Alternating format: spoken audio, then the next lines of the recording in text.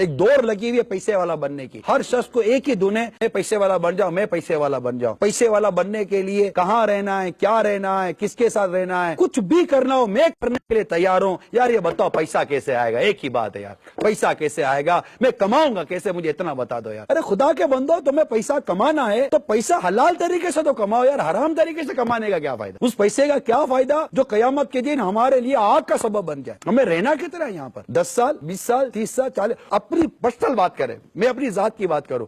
بیوی بچے ابھی ایک طرف رکھے, ٹھیک ہے. میری 20 سے 22 سال کی زندگی تو خالی پڑھائی میں نکل گئی, کچھ بھی نہیں کیا. 20-22 سال کی زندگی اسی میں نکل گئی. 18-19 سال کا ہوا تو کاروبار کرو, کام کاج کرو, نوکری کرو, کل شادی ہوگی, اچھا بھائی کرتے ہیں. اب بعد پڑھائی میں اور اسی چیزوں میں نکل گئے.